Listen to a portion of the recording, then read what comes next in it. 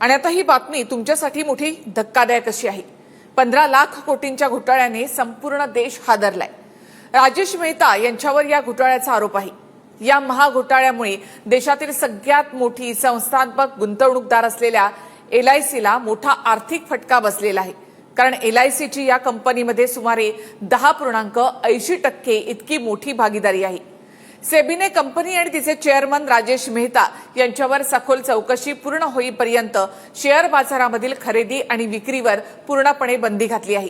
कंपनीने 2011 ते 2025 या दरम्यान परदेशी उपकंपन्यांच्या माध्यमातून खोटी कमाई दाखवल्याचा ठपका ठेवण्यात आलाय।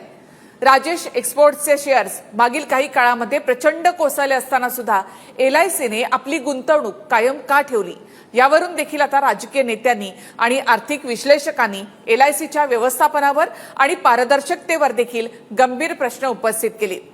सेबीच्या या अंतरिम अहवालानंतर राजेश एक्सपोर्ट्सच्या शेअर्सला सलग लोअर सर्किट लागलेलं आहे। LICच्या गुंतवणूकदारांचे शेकडो कोटी धोक्यात आल्याचं बोललं जातंय।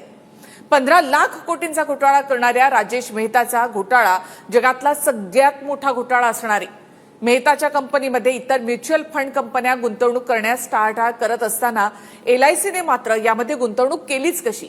यामध्ये सगळ्यात मोठं दुर्दैव म्हणजे LICचा गुंतलेला पैसा हा सर्वसामान्य जनतेचा आहे आणि त्यामुळेच LICनं यामध्ये नेमकी गुंतवणूक का केली हा प्रश्न देखील आहे। LICच्या व्यवहारांमध्ये पारदर्शकता नाही का, यासारखे अनेक प्रश्न उपस्थित झाले। कारण आतापर्यंत अनेक जण LIC मध्ये पैसे गुंतवत होते। प्रत्येकाची LIC आहे आणि त्यामुळे देखील या प्रकरणामध्ये LICचे कोट्यवधी गुंतलेले असतील तर मग आता त्या लोकांचं काय?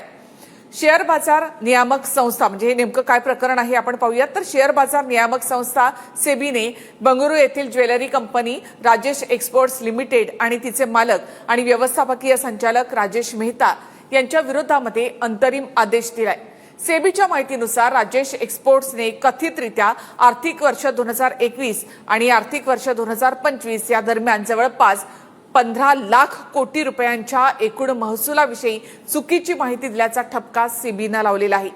राजेश एक्सपोर्ट्स लिमिटेडने 99.8% महसूल वाढवून दाखवल्याचं देखील भासवलं असं सेबीचं म्हणणं आहे आणि त्यामुळे सेबीकडनं ही कारवाई करण्यात आली आहे। मात्र यामध्ये LICचे कोट्यवधी रुपये हे आता गुंतलेले आहेत आणि हा सगळ्यात मोठा धक्का आहे LIC मध्ये गुंतवणूक करणाऱ्या जनतेसाठी।